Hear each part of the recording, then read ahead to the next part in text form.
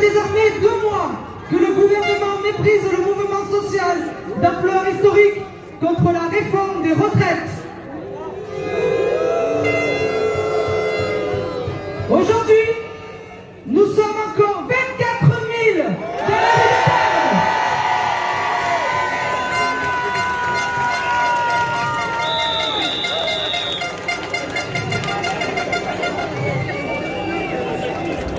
Nous sommes, depuis le 19 janvier, des millions de travailleuses et travailleurs, du public comme du privé, jeunes et retraités, à exprimer le refus de cette réforme injuste, injustifiée et injustifiable.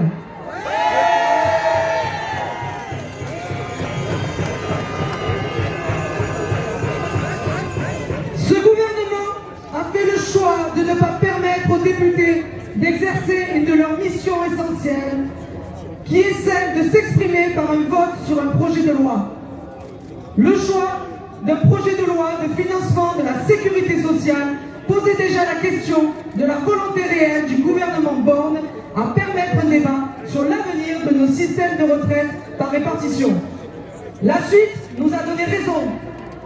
Les mises en œuvre de l'article 47.1 puis de l'article 49.3 ont privé l'Assemblée nationale de son expression.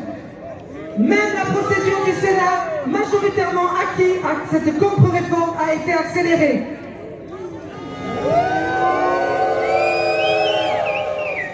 Une fois de plus, ce gouvernement ignore la dégradation extrême du climat social qui, à ce point, relève au moins du déni, au pays, de l'irresponsabilité.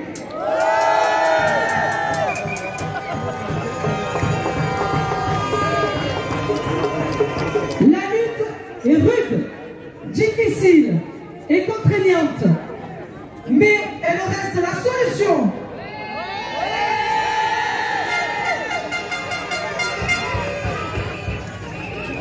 D'une seule voix, le mouvement syndical répond depuis 2 mois que cette réforme est inacceptable.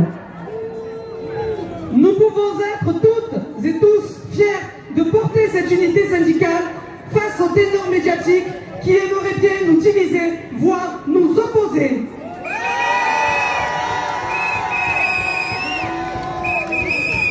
En cela, notre intersyndicale, nos mobilisations sont le reflet fidèle de la volonté populaire.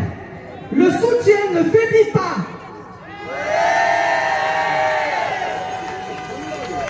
Face à une Assemblée nationale de plus en plus frondeuse, le gouvernement avait la semaine dernière renoncé à faire voter le texte, préférant recourir à l'article 49, alinéa 3 de la Constitution française pour faire passer la réforme. Cette séquence politique a connu une secousse de plus ce lundi 20 mars, confirmant encore un déni de démocratie. 9 voix, 9. C'est ce qui a manqué à la motion de censure transpartisane déposée par le groupe Elliott pour être adoptée et ainsi faire tomber le gouvernement Borne et de fait la réforme des retraites. Cette secousse supplémentaire vient contredire les arguments qu'a tenus le gouvernement pour défendre son projet de réforme des retraites. Face au front syndical uni, il expliquait que la démocratie, ce n'est pas les syndicats. Ensuite, confronté à une mobilisation inédite de fond, le gouvernement a mobilisé l'argument selon lequel la démocratie, ce n'est pas la rue.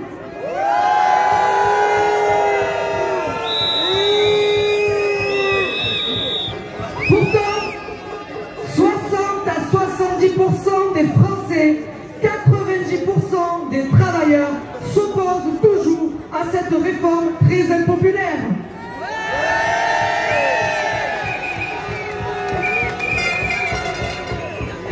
Le président Macron déclarait hier à 13h que la légitimité, ce n'est pas l'opinion. Ou alors encore, je le cite, que l'expression légitime démocratique est au Parlement, laissez-lui faire son travail.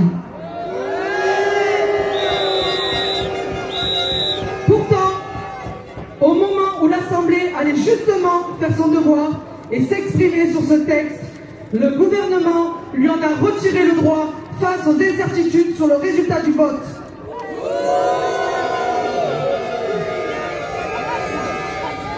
En véritable pyromane, le président indique, je le cite toujours, que la foule des manifestants contre la réforme des retraites n'aurait pas de légitimité.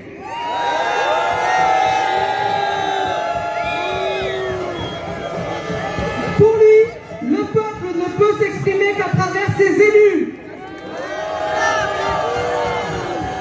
Une fois les élections passées, nous n'aurions plus droit à la parole.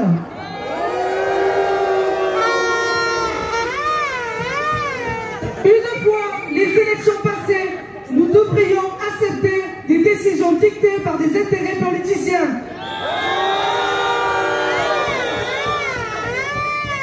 Une fois les élections passées, nous devrions nous soumettre au vote de 9 personnes. Nous disons non. Le constat est affligeant. En décidant un passage au journal de 13 heures, Macron fait le choix de ne pas s'adresser aux salariés. Quelle honte!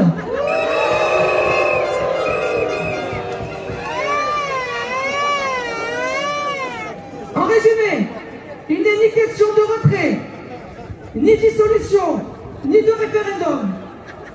Le roi Macron continue à appliquer sa feuille de route, le programme dicté par le patronat pour plaire aux plus riches et au marché financier.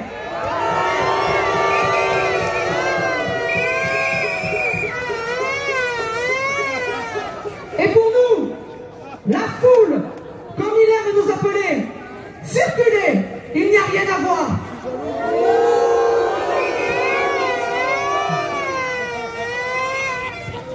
L'intersyndicale que vous avez devant vous n'a qu'un seul mot d'ordre, le retrait de cette réforme.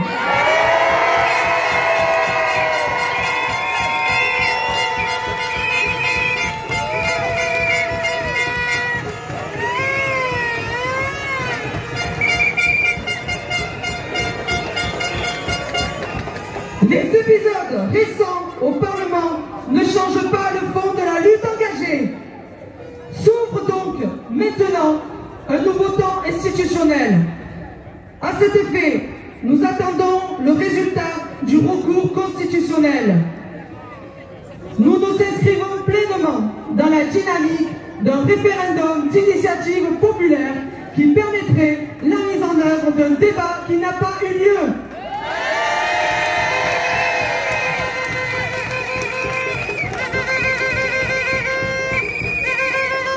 Celui des propositions alternatives qui permettraient le rejet de la retraite à 64 ans avec une pension à taux plein, garantie pour une carrière complète allant de 18 à 60 ans avec en prise en charge des cotisations de non-travail comme le chômage, la formation, les études, le congé parental, la maladie, l'invalidité et j'en passe.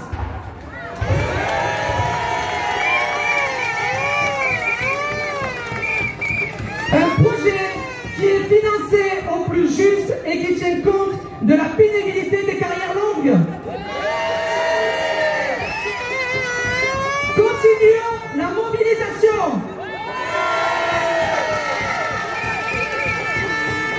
L'intersyndicale nationale va se réunir prochainement.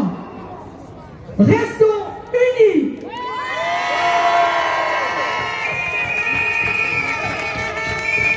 Restons déterminés jusqu'au retrait de cette réforme.